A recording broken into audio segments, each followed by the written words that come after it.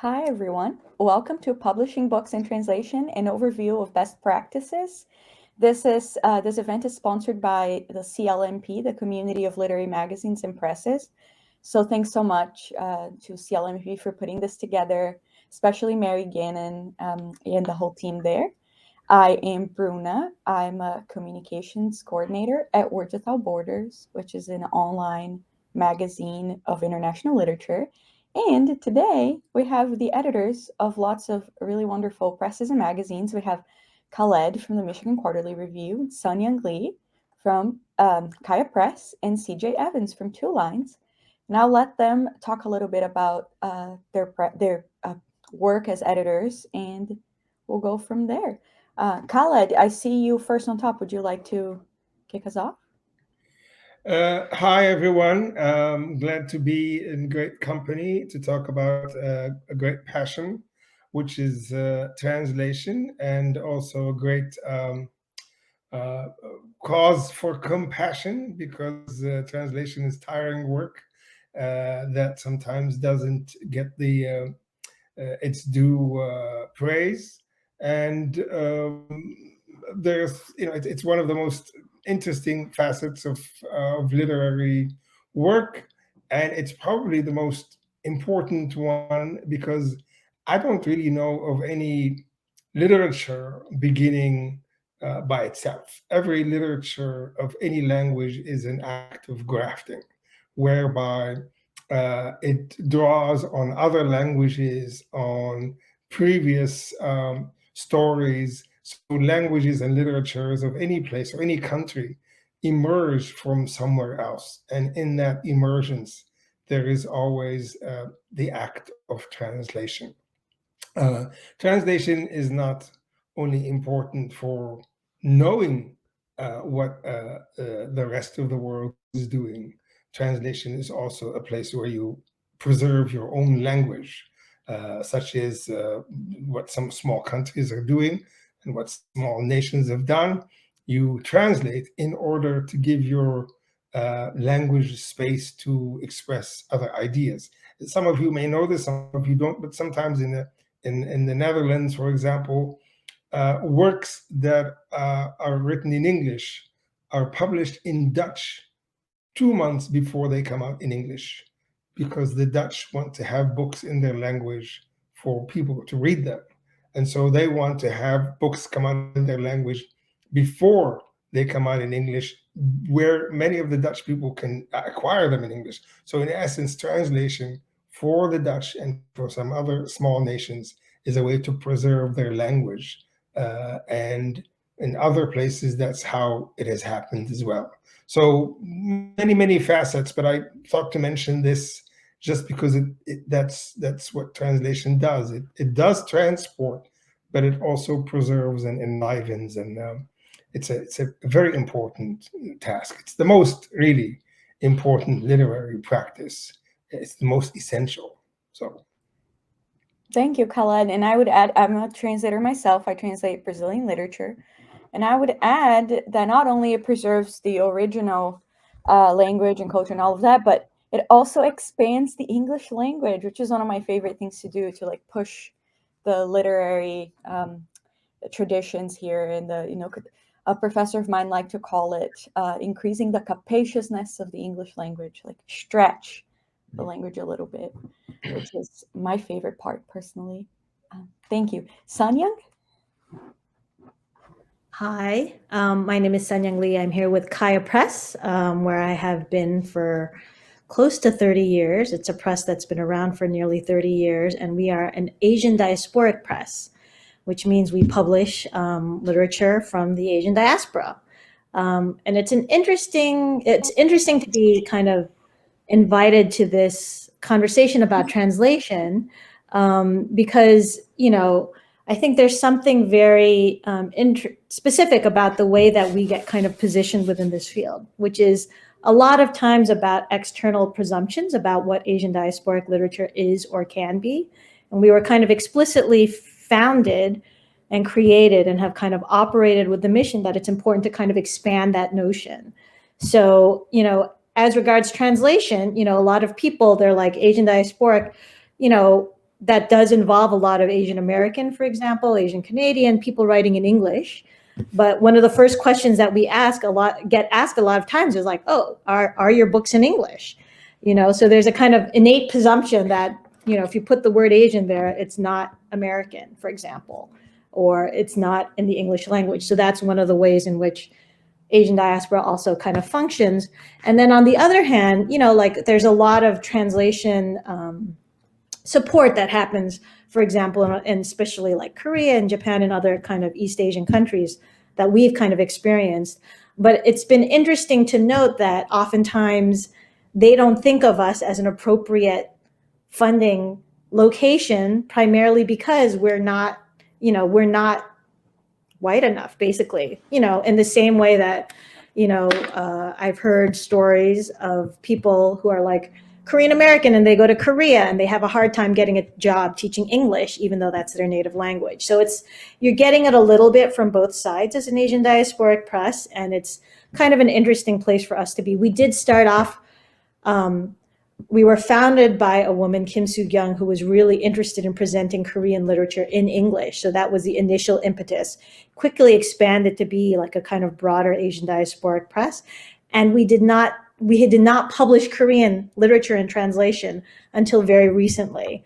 So there's a kind of interesting circuitous way in which, by kind of like engaging with that idea of Asian diasporic literature, what it needs, like the kind of ways in which it is much more kind of diverse and expansive than is certainly kind of given room generally within the kind of commercial publishing entities, especially back in the 90s when we were publishing initially. But also there's something that we really want to kind of showcase about how it is a kind of broad, dynamic, and changing forms, which also does include translations. Oftentimes, unexpected kinds of translations that other people might not consider. And then, of course, on top of that, we're a non-commercial press. We're indie, nonprofit publisher, which means that our bottom line is not driven by how much money work is going to make, but rather how important and valuable it is to the world. So just to kind of quickly, if you can kind of start the slides, I just wanted to kind of quickly go through some of the kind of projects that we have been going through in terms of specifically translation. This first set of slides are the first two books in a new series of Korean literature and translation that we've begun with a wonderful editor, Sun-Young Park, and many wonderful translators. Ready Made Bodhisattva is an anthology of South Korean science fiction, and On the Origins of Species and Other Stories by Kim Bo-young is a collection of science fiction by one of the kind of preeminent female science fiction writers in Korea. In this book, we were very proud to have longlisted for the National Book Translation Award, which was exciting for us, the first time that kind of a thing has ever happened to us. This is a series, like I said, that we kind of specifically started in order to be able to kind of do more work with Korean literature and translation. And Sun-Young Park, who is a professor of Korean literature, is really fascinated by science fiction. So that's an area we've been very excited to kind of forge ahead on, really kind of work to kind of elevate. So that's one area. So that's a kind of more traditional notion of what translations can be, kind of working in translation series. The next slide, I guess I can do this, is selection of kind of works from the Japanese that we've translated. And our first works in translation were Japanese. We are also going to kind of include these in a series that we're going to call Short Piece Edition. So that's going to be launched with that book, I Guess All We Have Is Freedom. That book and Hyper Art Thomason are two works by avant-garde artist Genpei Akasegawa. There's also a collection of poetry called America and Other Poems. I apologize if this is not the intent of this thing. I know I have a brief amount of time and kind of going through it. I guess I wanted to kind of talk about these two books because I think this is where you can really see some of the interesting ideas that can come out of being an Asian diasporic press and trying to look at what it is that translation can provide that might totally fall off the screens of, or the kind of consciousness of, larger commercial presses. Lament in the Night was a book that was originally published in the 1920s in Japanese, published by a publisher located in Los Angeles' Little Tokyo. And this is the first time it's ever been, published. There's a kind of long and very difficult history of Japanese Americans in the United States that involved them being carted off to camp during World War II. But there was a very, very kind of live and vibrant kind of literary community amongst first-generation Japanese coming to this country as immigrants. And there's a whole world of kind of immigrant narratives that are available in languages that have not been tapped into, because with the formation of Asian American literature, the tendency was to look for things that were written in English. So this is, one of like a really to us, like important work of recovery, where the act of translation can kind of give you a kind of, ground level picture of what an immigration experience would be like. And it's so fascinating because this title, because it was written in Japanese, was not written for a white audience, which means that it takes on complicated, issues like adultery and, like stealing and gambling, that perhaps if you look at Asian American texts at the time, writers were not willing to write about, because it was forward, they were fighting for a place in this country. Whereas when they were kind of writing amongst, they were writing for their own kind of Japanese language people, they could kind of, there was this particular author is willing to kind of go to those places. And then I Even Regret Night is another really wonderful book, which was again published in the early, I think 1910s or 20s, but it was published in Devanagari, which is a kind of Indian script. It's British, published in what was then British Guiana by someone who was a laborer on the kind of plantations there. So this is a work of devotional poetry. And again, it's just this amazing excavation of a work that, again, it's poetry, it's really beautiful, that otherwise might not have been kind of seen.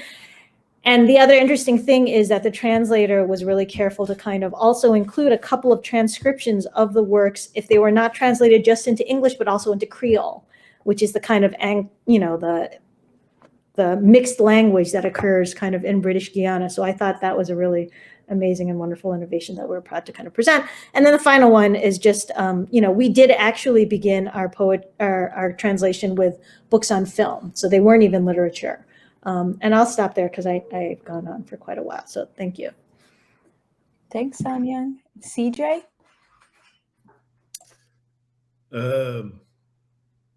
I'm back. Sun Young brought up a lot of really interesting things there. My head was spinning thinking about, those questions of audience for translation. I think that's, hopefully something we can circle back to in this conversation a little bit later as well, because I do think that's something that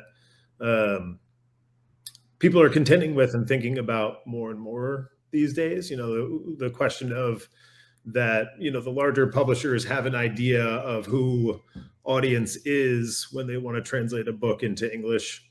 And that audience is very, very narrow and specific, but also kind of doesn't exist in any way because they're not real people. It's kind of this like general white audience who probably doesn't read that much translation anyway. So I think that's kind of a really fertile ground for thinking about translations and thinking about how to move kind of the conversation of translation forward. But I am the editor-in-chief of Two Lines Press, just to kind of introduce us quickly. We've been around, the press has been around for about 10 years now, but we're an outgrowth of Two Lines, which was a journal, which has been around for 25 years, I guess, 26 years, something like that. We're a program of the Center for the Art of Translation, which was started to essentially champion the work of translators and this question of the translator's role in bringing works and celebrating like that literary endeavor as separate from the creation of an original. So, one thing we've talked about a little bit is we always put translators on the cover. We always engage with translators in the journal, for which we've since shuttered, but for a long time we had introductions from translators to each piece that we had, because that sort of engagement with a text, I think, is so much more complex and interesting than we talk about in the United States, and it can be a very diverse engagement. You know, multiple people can approach the same text from many, many different areas and viewpoints. And I think, you know, having that understanding of how the translator is looking at a text and what their goals are for a text can really complicate the way that you kind of engage with that work. So, but I also think, you know, something that Colin was touching on, you know, this idea of translation as kind of an important bolstering of like traditional work and kind of what Bruno was talking about. I also think the best work being done in the world right now is all in translation. I think the best works being published in the United States are all in translation, usually by smaller publishers like Kaya Press. You know, the books that they do are really, I can't remember the exact word you used, Bruno, but they are forcing the edges of our expectations of what books can be a little bit further out. Anyway, we do books from all over the world. You know, including the journal, I think we've done something like 140 different languages. With the press, we haven't done that many because we only do 8 books a year. But some recent books we did, just did The Interim by Wolfgang Hilbig, who was an East German author. That was translated by Isabel Fargo Cole. We've done 4 of his books now. He's a very dark but beautiful, troubled East German author. We also just recently did Empty Wardrobes by Maria Judith de Carvalho, which was translated by Margit Yule Costa. She's an interesting author. She wrote this book, I think in the late 60s, and essentially was ignored. I think she's, you know, I came across her work. Margaret had translated one short story of hers for a small anthology that Daedalus Press, based in the UK, did. And I read this story and I was like, this is one of the best stories that I've read in 10 years. Who is this author? And I could find almost nothing on her. Her work was just re-released in Portugal.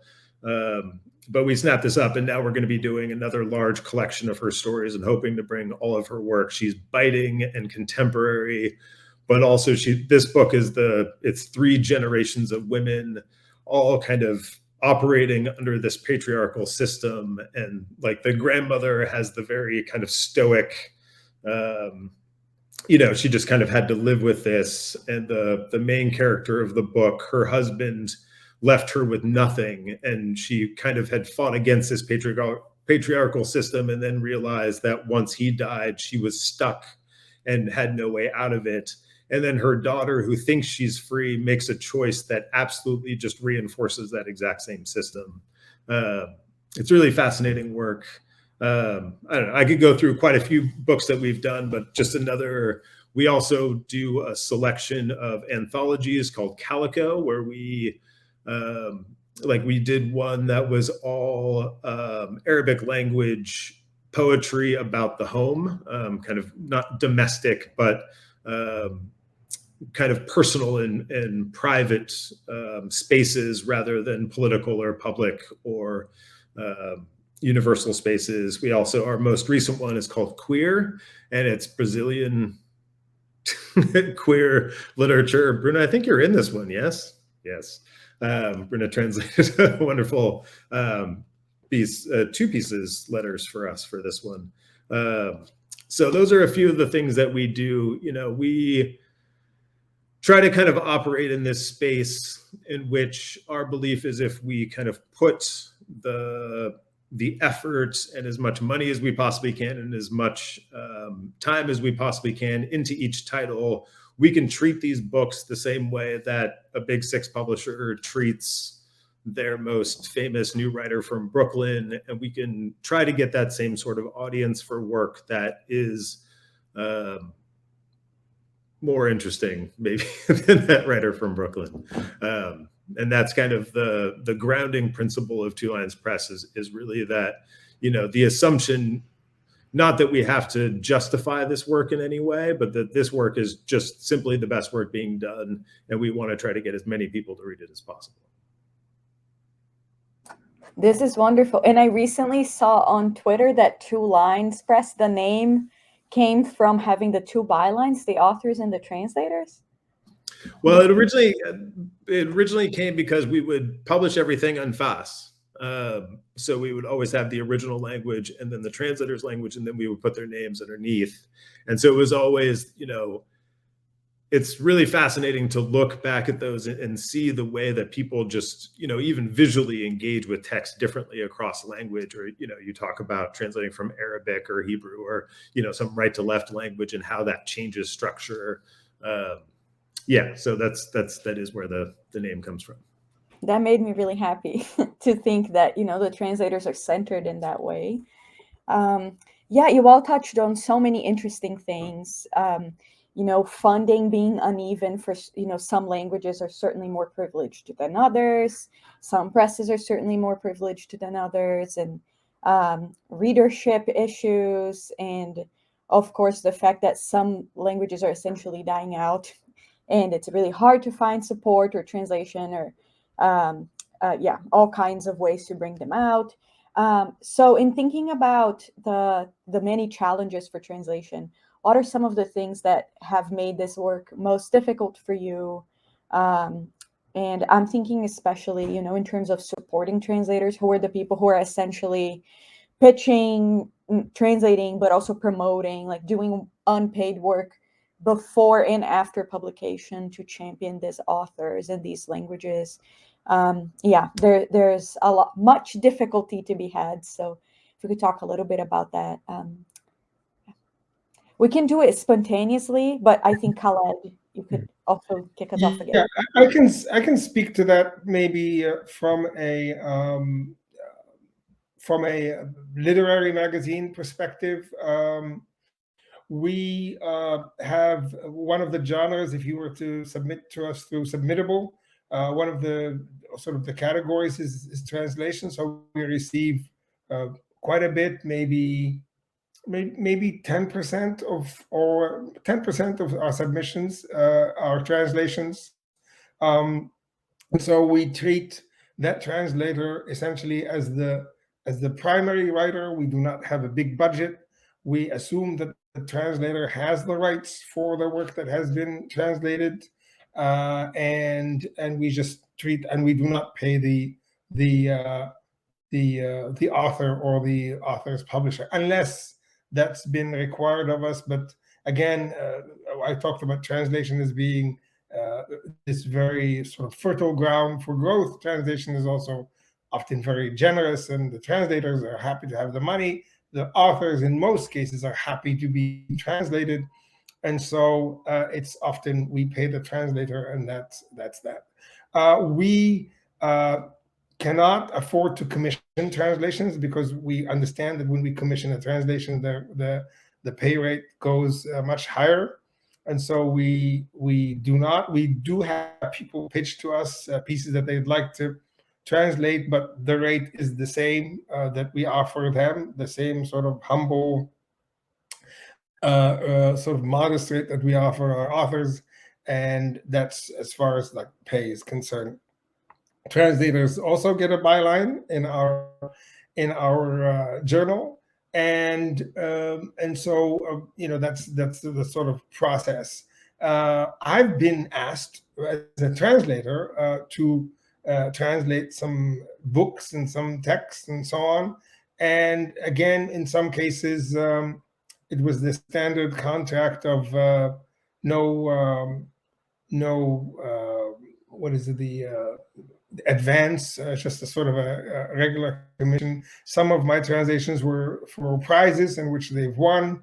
One year I lucked out where I was a Lannan translation series that had hosted books with Grey Wolf and Boa editions, and those were nicely paying. So the pay for translating poetry, at least, is differs from one press to another, from one book to another, and it all depends on your interest. The last two translations were with Yale University Press, the Margolis series, and those are sort of negotiated. here's what I would ask to be to translate this book. And so it depends on what they're willing to offer, et cetera, et cetera. So the pay is different when you're a translator. As far as magazines are concerned, we just take what we receive. We have several special issues, and there's one special issue on Iran where we received many translations. I don't think we asked for any particular text to be translated. Our guest editor was a Farsi-speaking person, but she solicited translations and did not have a particular text in Farsi that she wanted translated. We did an issue on persecution, and in that we've received I'm trying to remember how many languages are in that issue, but in French, there was one piece in Arabic that we could not afford a commissioned translation, so I ended up translating it myself. So that's part of the privileges or duties of being a magazine editor. And we have also an issue on Middle East, North Africa, in which I contributed the translation because the text required some editing and some work that that I envisioned as an editor translator, and so I provided that. But we seek translations like any literary magazine. We think it's part of our identity, and for our special issues, we receive quite a bit. At one time, one fantastic translation for poetry from Uruguay, and we ended up doing a kind of a small folio of 5 poets from Uruguay, translated by Jesse Lee Kercheval. And so we're always open to translation, and we pay attention to that. There's just one more thing I'm involved in, which involves a lot of translation, is this website in Arabic. It's called Qasa'id lil Haya, which means poems for life. In this case, we are translating poems to Arabic from different languages. And speaking of expanding the capaciousness of the English language, that's one of the problems that a lot of the world is suffering from, is that you do not have many people who translate from many languages, from Arabic to Chinese, not that many, from Arabic, or vice versa, from even Russian to Arabic is not that many, and it gets smaller and smaller, and the languages. So English has become that sort of lingua franca of translation, and we rely on English we rely on your website, Words Without Borders, and I don't think we've picked anything from 2 Lines. And definitely Poetry Foundation and other, to translate poems to Arabic. In that case, there is no pay to anybody, only the website manager. And in that case, we basically, after a translator sends us work, if we can reach the poet who's translated, we try to notify them and say, hey, you've been translated to Arabic. It's your lucky day. Here it is. Thank you. And often enough, people are wonderfully surprised and delighted to have a poem in Arabic. For me, as a translator, and I'm talking about going back to what I said earlier, really seeing what is the language that needed the most grafting and infusion, and having contributed to the capaciousness of the English language enough, and in a sense, having become a somewhat suspicious about that sort of imperial enterprise or imperialist enterprise, I wanted to support the Arabic language and have it incorporate more of the world's poetry, as it was sort of, maybe that process was lagging behind. It seemed like that act of renewal was needed. And as a translator who's translated a lot of Iraqi poetry and with a lot of attention to the Arab world, there was the sense that this was how is that attention to Arabic literature kind of feeding the news cycle in one way or another, or feeding the same cycle of opinion about the Muslim world or the Arab world or the Orientals, etc.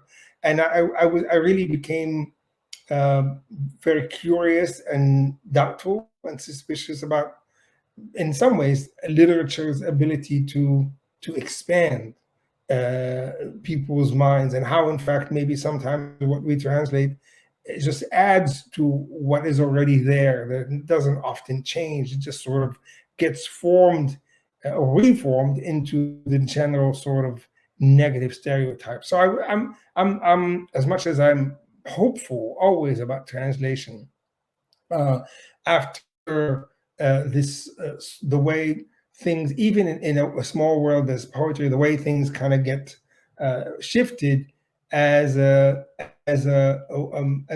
way of, if you will, reinforcing certain ideas about the Muslim world or the Arab world, I became a little bit wary of my enthusiasm or my ability to change the world through translation, if you will. So That's that's a the big fascinating story. point. Yeah. I'm sorry to interrupt. I'm so interested. You're talking for a long time. I'm so interested in what you're saying, because I do think that, there is a kind of linkage and possibility that is created by translation, just in the same way that having a conversation it makes a possible an exchange, right? Anytime you have that ability to kind of to understand something that you otherwise, where you can communicate as opposed to not communicating. But that is a really kind of potent and I think live question about the ways in which the tendency, especially for me, being born and brought up in the United States, living my life in English, the kind of presumption is that, English is the kind of like large catch-all towards which all things must go, right? But what happens when you do switch up that idea, where the idea of translation is not another kind of filtering mechanism towards, more things that are consumable by English-speaking kind of groups, but if you have a conversation between Arabic and Brazilian, Portuguese, right? Like, I mean, it's a very different kind of a conversation and no less needed. But, we are operating within this world where, the notion is about what you can sell. Like, we live within this kind of world of consumerism, of capitalism, where, those considerations are not foregrounded. So I think it's really fascinating to kind of hear, and kind of as a kind of unifying theme amongst all the presentations everyone said, like there's something I think that a lot of people who are in the literary world kind of feel and, articulate to different extents, which is, there's a kind of a, I would call it like a kind of, you can call it a mission. I would call it a kind of politics that are kind of implicit in why it is so meaningful for us to be doing it, right? So if Two Lines, like you're presenting translations, like it's so important to kind of like show the kind of number of people that can come out. Like if it's this idea of like, we want to be able to create those kind of communications, by translating into Arabic. There's something really kind of important, I think, about grounding the idea of translation in the act that it has the potential to be, which is an act of communication, of like, liberatory communication, and then seeing where that kind of takes you. And if you can kind of look at that without thinking about it solely through the scrim of like what is most financially viable, then you get really interesting projects, right? So one of the things that we've been working with, we just started a new imprint. And the other thing that I've kind of, when you were asking about what are some of the challenges, one of the challenges is for me is that I only read in English. I don't really read in any other languages with any great proficiency. So I'm utterly dependent on other people to bring me projects or to tell me like, this is something that we have to kind of pursue. And we publish between, 2 to 6 books per year. We're a very tiny, largely, volunteer staff. So that we're limited in what we do, but we care so much about all of our projects. So it's finding the right fit is a really, really, really important thing that is a difficult thing to do. So to kind of remedy that, one of the things we're like, let's start working with people who are experts in the film and kind of bring them on and try to do imprints. Like, instead of trying to have it all be like a Kaya book, like if we can kind of have people have kind of ownership of this kind of line of books that they're kind of editing or kind of acquiring stuff for. So that's how we came up with Magpie and, the Japanese language. And the other big project we're doing is with an organization called Diasporic Vietnamese Artists Network. And so we're working with them to do kind of a series of writers from the Vietnamese diaspora. And it's been interesting to kind of see how that shifted. But one of the ideas we had is like, books by, very esteemed kind of like, and, very impressive and wonderful writers and who are Vietnamese American, for example, like Viet Thanh Nguyen. It's harder for them to get their works into Vietnam. There's political reasons for that. There's kind of like questions of, and again, like just the act of translation is like a labor of love. It's a difficult one and has to be kind of remunerated. So we were like, okay, let's see how we can kind of try to do that facilitation. So thinking about translation, not just towards English, but also into other languages, I think is a really interesting and kind of live topic. And so I guess my 2 points are like, I completely agree. And I also want to just say that I think the works, like if you were going to talk about best practices, I think the best practice is to, number one, care about the work. And number two, really think about why you're doing it and just really dig deeply into that. And hopefully the other pieces will fall into place. I mean, I would say that as a publisher, we're not perfect as a publisher of translations. We kind of backed into it and we're kind of learning as we go. So I have a lot of questions of the other publishers and how they handle these topics like payment and, royalties and all of the, titles like that. Those are all live questions to us. We definitely want to do right by it. And it's something that we're trying to kind of learn from all the time. So that is something we are moving towards, like putting translators on the names of all the covers. But, from my perspective as a publisher, that's not my first thought, which is why, when I talked, I don't think I mentioned the names of any of the translators, which is terrible. But I'm glad for this conversation to kind of help bring light to some of the things, because everyone has blind spots, because everyone's working from a certain perspective. But yeah. I think kind of just touching on that and what Colin was saying, I think one of the things that we think of, and certainly have lots and lots of blind spots, but one of the things that we think about a lot is like, where are those assumptions and blind spots in American publishing? So, thinking about like one of the reasons we did Home, which was the collection of Arabic poetry that was essentially about domestic space, was we felt everything we were seeing from Arabic was about war. And, and it's like, but there are still people living their lives. So how do we center that rather than, centering this other part, and war snuck in, of course, as wars will, but that wasn't what we wanted to make central. Or you think about, book covers are one of those things where it's really easy to see the easy decisions that publishers have made with book covers, where it's like, okay, this is going to be the font that's going to be on the cover of every book from Japanese. Like, it's just like there are these cliches that we so easily accept in the book industry. And going back to the process of translation and the question of audience and all those sorts of things, like it's so easy for publishers to look, especially I think big six publishers, where it's more of a machine.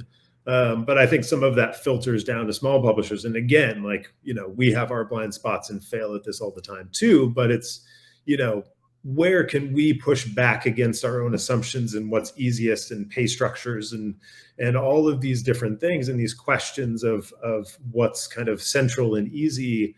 Putting translators on covers, I think is one of those things where I think it's reasonable that people haven't been doing it because people haven't been doing it.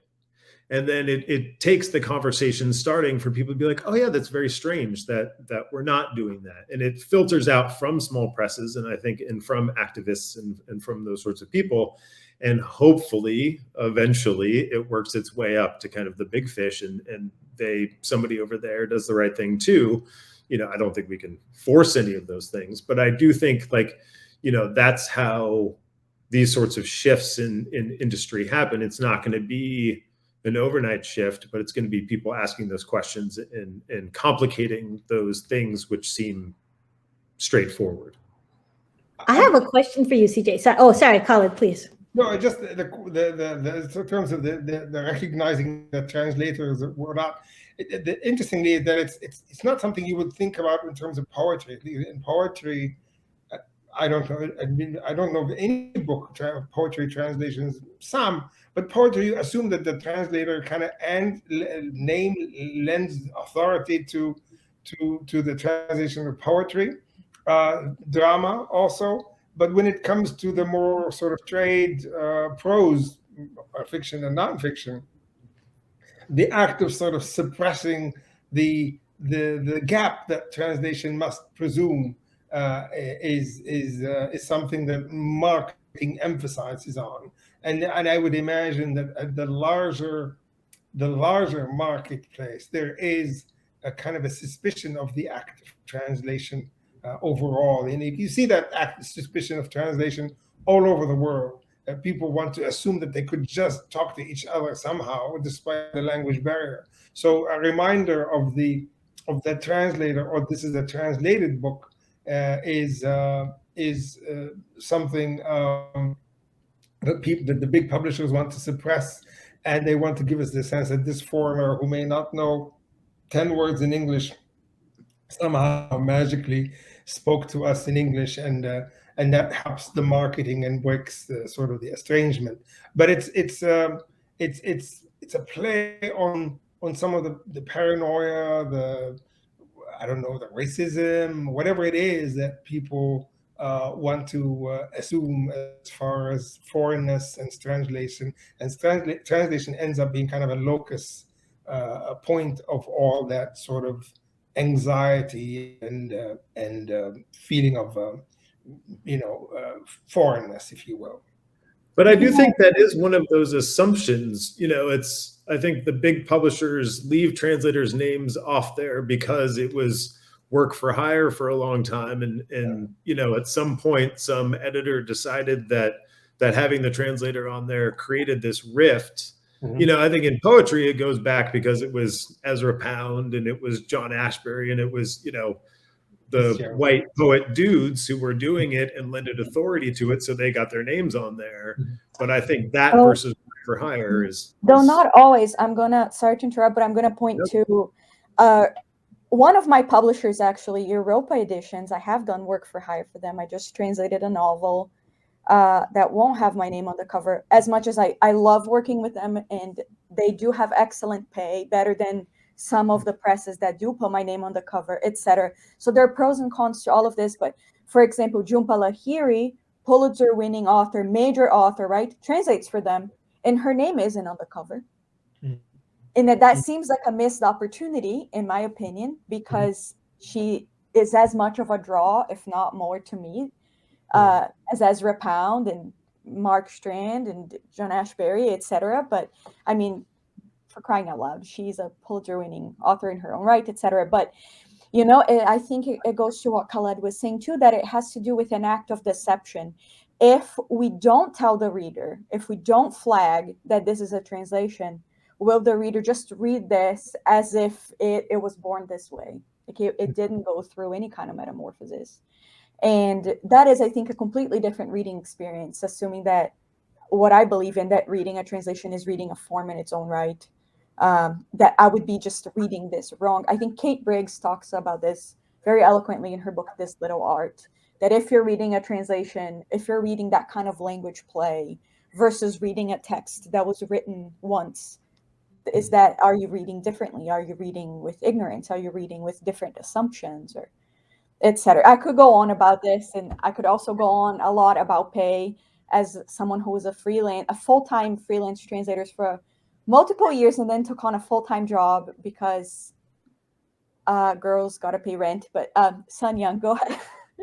So I'm actually curious because, again, I didn't even plan on going into a publishing career. So there's a way in which, you know, the way that we've worked at Kai, it's like trying to create it from what we can without any real background or anything like that. So it has never occurred to me as a publisher to think like the translators are creating a gap with the work. Like that's never a consideration in terms of like what was my thinking in terms of like, do we put the title on the cover or not? For me, it was more like, you know, we want to really highlight these authors who might not otherwise be heard of or known of. That was the main thing. And so the idea is like, can be on the cover, but maybe not the front cover to kind of detract or distract, whatever. I'm happy to kind of rethink that. But the question that I have for all of you is like, do you treat work for hire, solicited work versus self kind of generated one? Because that was, again, like as we were going in through this translation process and trying to figure out how to position ourselves, it made sense to us, to me, to think like, okay, if someone comes to us with a project that they have translated and they want to kind of like do it, we will treat them as the author and we will give them advance, we will give them royalties, we will kind of contract them, we'll put their name on the cover, all of that stuff, right? If they come to us, if we've decided like, oh, we want you to translate this for us, then it is a work for hire. And that kind of shifts consideration and all of those things. The other kind of factor in this, for example, when you do get a grant to kind of do the translations, the grants that we've been getting for translations, because, you know, the works, if they're a lengthy kind of work of fiction, vastly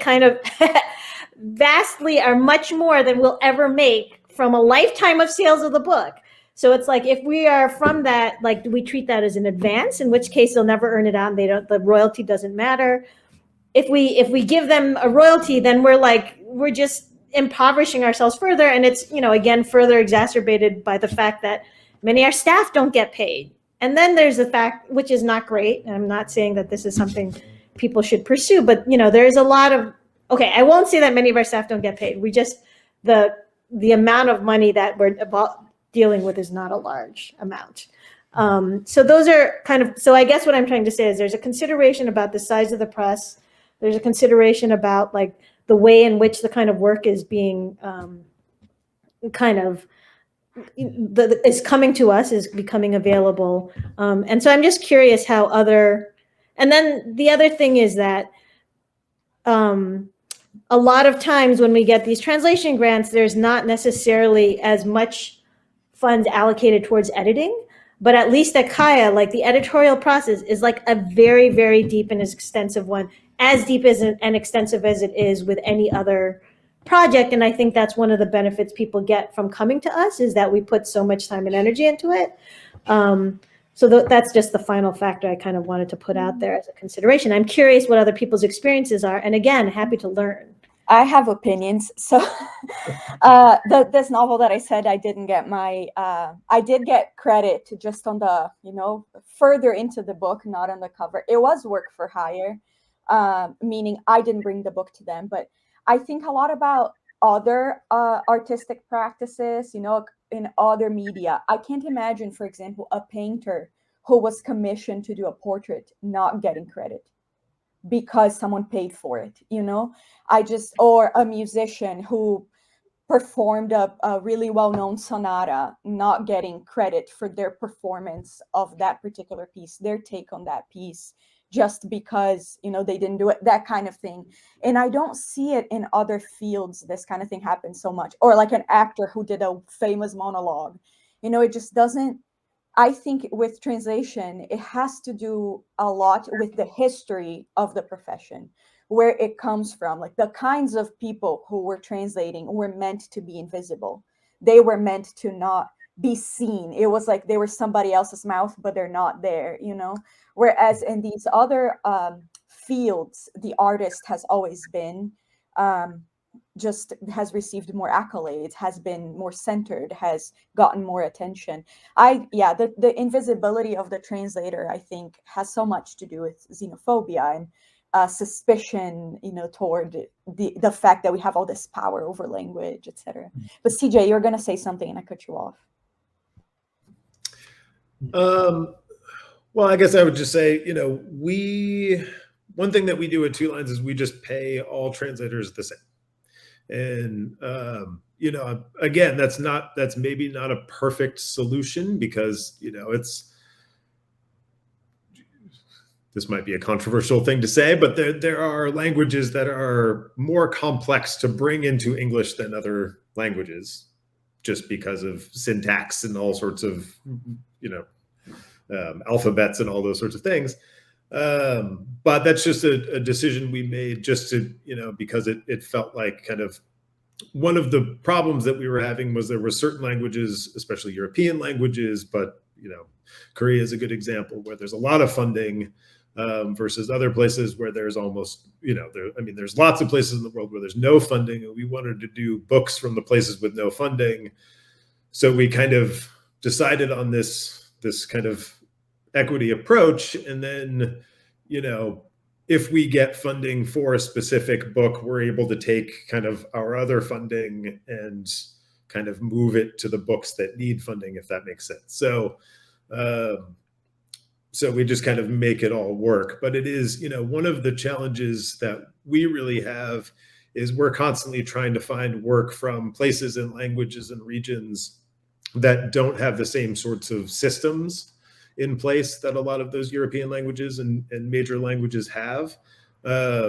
And that can be a real problem just through access, because, you think about translators bringing you work. Like, I get lots of work from Spanish and French and German, like major languages, but I don't get work from smaller languages, just because they're, because of all sorts of systemic problems, and there's just not the translators, and there's not that kind of like history. So we've been trying to kind of work out some projects where we are doing a little bit of soliciting of small translations.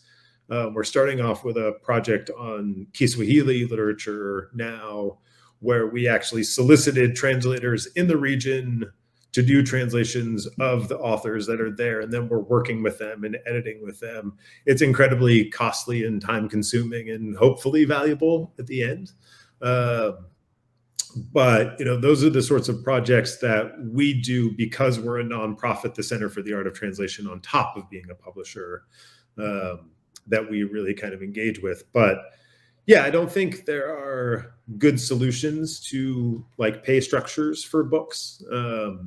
And I think one of the realities of translated literature is, one thing I always wanted to do at AWP was just get a whiteboard and just walk people through, what it is, what the economics of a single book in translation are.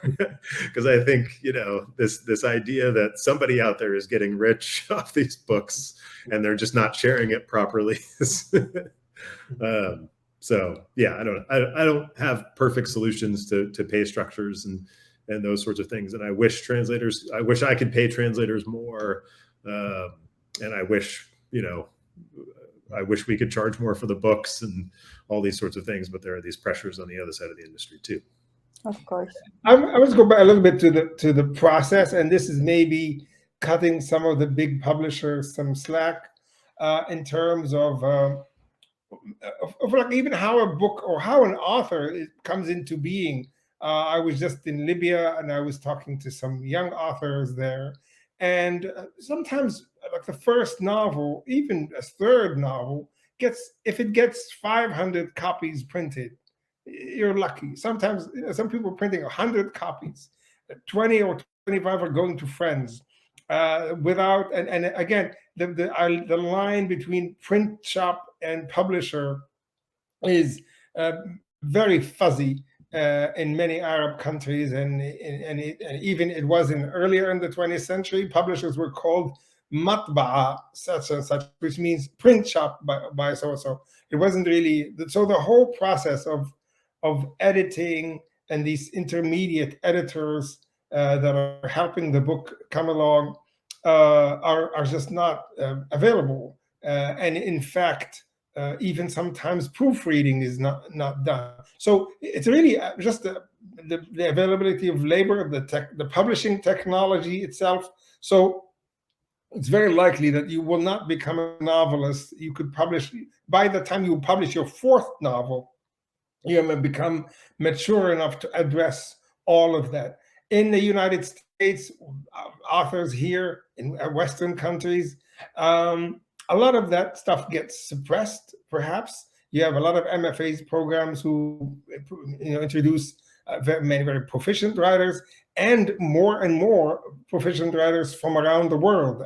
In my poetry workshop, my fiction workshop, sometimes a third of the writers are from writing in English, but are not coming. They're coming as students. They're not like hyphenated Americans. Are completely international. But that process of book publishing, and so to take a book from another country and publish it in English, you need these sometimes intermediate editors. And as you said, Bruna, it's not sometimes not the same book. A lot of it is taken out. The editor sometimes change an ending. There was a famous case of a novel by Hanan al-Sheikh in the early 90s, where one of the chapters that's maybe the characters that maybe in the early third of the book ends up finishing the book, so it's not the same book. And so that's part of the proficiency of the American publishing industry. But again, that's also a lot of the suppression of the foreignness or the exoticization occurs. I mean, that's in France. I mean, this is not to disparage the French publishers, but in France, a book by an Arab woman, she's got to be wearing a burqa, right there, even if it has nothing to do with that. But that's just how do you signify the book. One more point about this process is talk about the availability. The French government has, as part of its promotion of French culture, they fund, but also they put out books, and translators bid. Essentially, they submit, like you have one novel by important French novel, or any novelist or writer, and they put it out, say, hey, translators, you want to submit first chapter, and they get to compare. They do this in the US too. I've been a part of a few pageants myself. Okay. So that's that I don't know if anything like that has happened in Arabic at all, but in Spanish, I think there's something like that. So that's and I'm sure in some ways, even that's work for hire. You can imagine that sometimes the pay is also demotes, because you're kind of fighting against other translators to get your commission. So it's a complicated industry, but again, coming from where most of us are, sometimes the things that we want to preserve in a book coming into English gets not lost necessarily in translation, it gets lost in publication. Yeah, and we're almost out of time. So, Sun Young, you can go quickly. I just wanted to ask, kind of from a publisher's perspective, I very much appreciate your passionate support of the titles, and I'm happy to say that we are moving in that direction, because Sun Young Park is also a translator, and she's very kind of conscientious, and that's also been kind of informing us. But I would like to know from the translators, like what would be your notion of what is a best practice for publishers? That would be what I would hope to hear. That's a question for me. For both of you and Colin, I don't know, CJ, if you translate as well. I think I would be remiss if I didn't mention something that we kind of touched on, but maybe not enough, which is that who gets to translate, who gets to be an editor, who gets to work in publishing and with literature, right? Like CJ was saying, like there are all these people translating from French and Spanish because they have support from academia, etc. Whereas other languages, or if you're a brown person or maybe an immigrant, it's not nearly as cool for you to be, speaking Turkish at home versus speaking French with your nanny, or maybe learning French at Harvard. There are these disparities in place, and we don't have a lot of control over that. So there are a couple of things that have, I think, helped change that for me, that have certainly helped me come into translation as I have. One was the American Literary Translators Association. They have fellowships in place specifically for translators of color.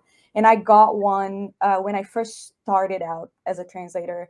And that was incredibly important to me in my understanding of who can translate, that maybe I don't have to have learned a language at school, or also to get rid of this notion that you can only translate into your native language. I have a lot of repulsion towards that idea, and Alta was helpful in shaping that for me. And also this other thing that came out of Alta, but now has become an independent entity, which is a BIPOC Translators Caucus, where all these translators of color get together and we share, we brainstorm really best practices, and also we share our experiences with different presses, different editors. We share opportunities, all kinds of things. So if I get a project that maybe I don't have time for, that's where I'm going to go. I will try not to pass that project to yet another Ezra Pound, and in there, many publishers have been very supportive of the caucus as well. Editors will come and hear us out, talk to us. I know Two Lines has funded some fellowship spots, and all of that, I think, is part of making change from the ground up. I do appreciate a great deal the more cosmetic changes, like the name on the cover, because I think changing this idea that the translator needs to be invisible is important. It's an important step in changing this entire culture. But I also think that, going a few steps back is very important for me. As you mentioned, it's very difficult to dedicate ourselves to translation and all of that when our resources are so limited. So translators, from what I know, everyone has like 15 jobs. It's incredibly difficult. So any way to support that, especially translators of color, I think is welcome. We're really out of time. Any final remarks? And then I'm kicking you out. So. Great meeting you all. What a rich conversation. Thank you so much for bringing this together, Bruna and Mary, and hopefully we'll meet again soon.